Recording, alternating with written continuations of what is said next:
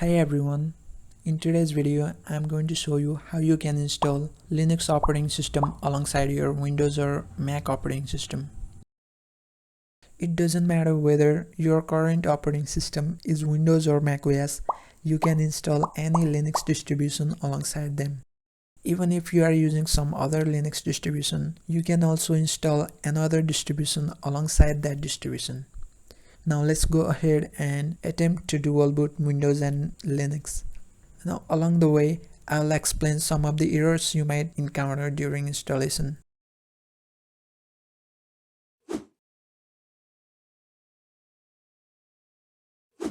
Now before attempting the installation process, there are some system requirements you need to know. The chances that the installation will succeed depends on your CPU. There is high chance of failure if you're using an old CPU hardware. If that happens, you will not be able to boot into Windows and you'll be stuck with Linux. Now the only way out from that is to reinstall Windows. So I recommend attempting the installation process on CPU 5th generation or later if you're using Intel CPU. In order to install Linux operating system in your computer, you'll need a flash drive of 8 GB or larger. You'll also need the disk image file of Linux itself and a tool that will allow you to write disk image to the flash drive. Now there are plenty of Linux distributions to choose from, such as Ubuntu, Linux Mint, Fedora, or Debian. For the sake of this video, I'm gonna go with Ubuntu. It is one of the most popular Linux distributions out there. Of course, you can choose your own distribution, but if you like to stick with Ubuntu, you can do that as well. The installation process will basically be the same for any Debian-based distribution.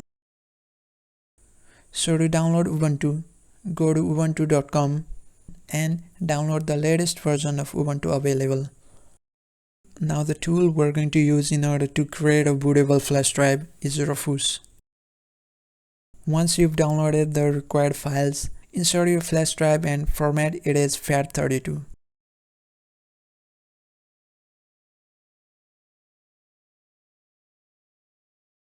Now run Rufus and select the disk image file of Ubuntu and start the process.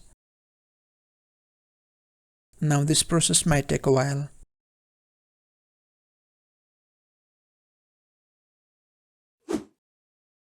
Now before jumping into the installation process, we need to specify some space in our hard drive for Ubuntu installation. So go to disk management and shrink down the larger volume. I'll shrink about 50 GB. You can go up to 100 GB if you have fair amount of space.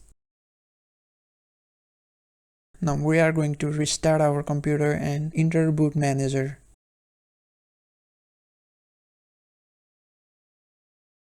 So before seeing Windows logo or something like that, repeatedly press a specific key to enter into boot menu. This key might be different with different laptop manufacturers. You can always Google it and find out. Now in the boot menu, you're going to select your flash drive and then try and install Ubuntu.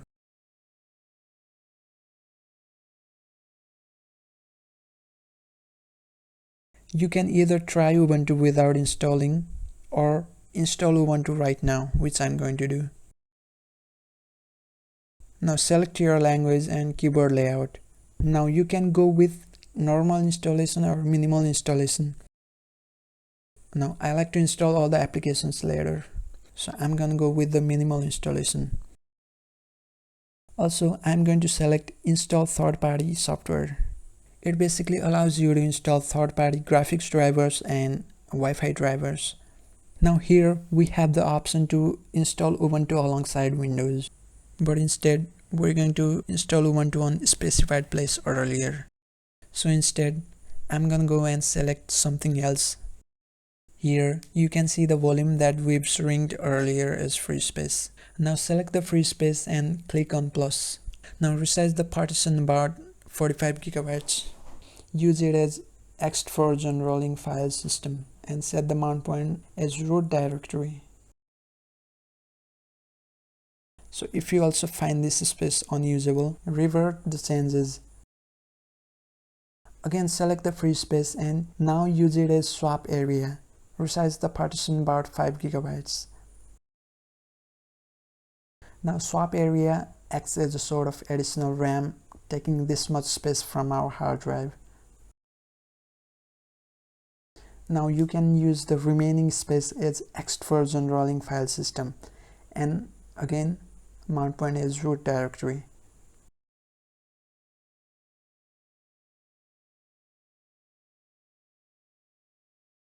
If we try to install now, it is gonna tell us to create EFI system partition. So let's do that. Right click and delete your ext4 partition.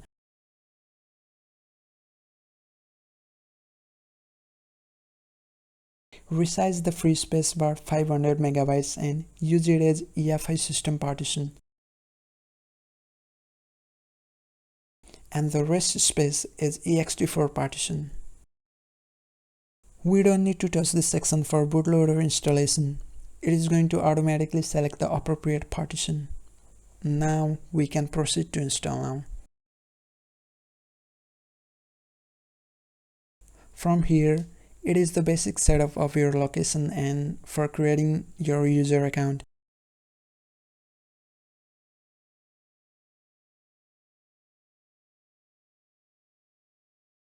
So now this installation process will take a while.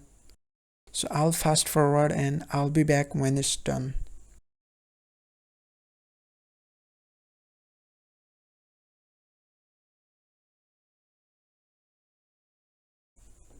So once the installation process is completed, reboot your computer and select Ubuntu in Grub bootloader.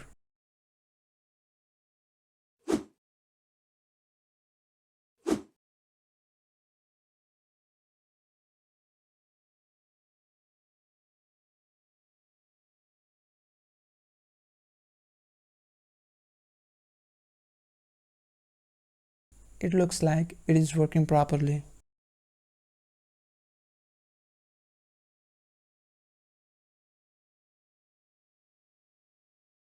So now let's see if Windows is working. Again, reboot your computer and this time select Windows Boot Manager. As you can see, Windows is working properly. Now, during the installation process, you might encounter some errors. So go through all the steps I mentioned earlier in this video.